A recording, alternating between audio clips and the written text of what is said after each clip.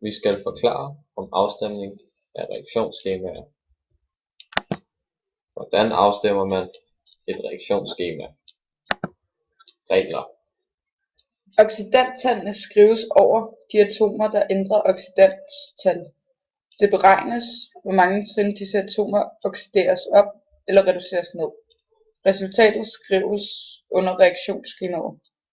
Der skal være lige mange atomer og ioner på begge sider af pilen. Der skal være lige mange atomer på hver side af lighedstegnet. Reaktionsskemaet opskrives uden koefficienter. Der medtages kun stoffer, der indeholder atomer, der ændrer oxidationstal. Der må ikke ændres i de sænkede tal i formlerne.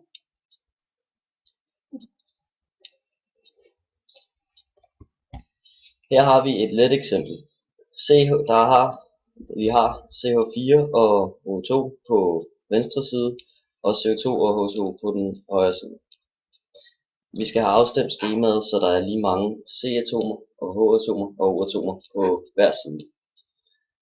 Det gør vi ved, at fra venstre tæller vi, hvor mange C-atomer. Der er 1. På højre har vi så også et C-atom, så der er lige mange C-atomer.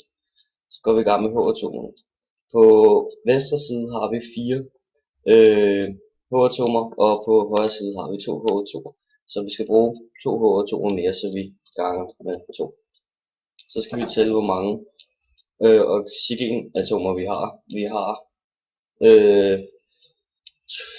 4 på højre side og 2 på venstre side, så vi skal gange det med 2. Så har vi et sværere eksempel. Her har vi NH3 og O2, og det skal så give NO plus H2O. Først så tæller vi antallet af H-atomer. På venstre side der har vi 3, og på højre side der har vi 2. Så det skal være lige stort tal. Så først så har vi på højre side, så siger vi gange vi det med 3, og på venstre side gange vi det med 2, så har vi lige stort antal, det er 6.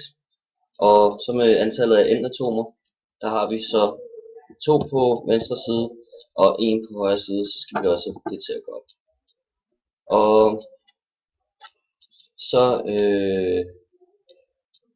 har vi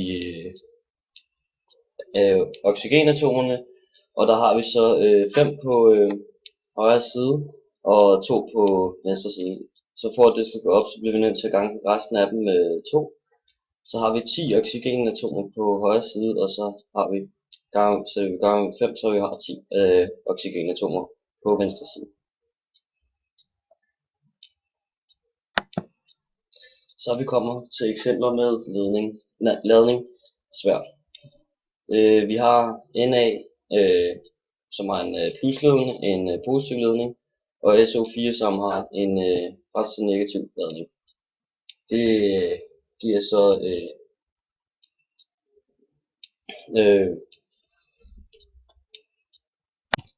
Afklar din teori i praksis. Ved at afstemme reaktionsskemaer kan vi bestemme, hvilke stoffer, som vil blive dannet under reaktionen. I kemilokalet kan vi afprøve vores teori ved f.eks. at måle, hvilken gas, som stiger op ved reaktionen, hvis vel at mærke, at reaktionen giver en gas. Reaktionsskemaet opskrives uden koefficienter. Der medtages kun stoffer, der indeholder atomer, der ændrer oxidationstal. Oxidationstallene skrives over de atomer, der ændrer oxidationstal. Det beregnes, hvor mange trin disse atomer oxideres med eventuelt en pil op, eller reduceres med eventuelt en pil ned. Resultatet skrives under reaktionsskemaet. Ved hjælp af koefficienter afstemmes således, at der afgives og optages lige mange elektroner.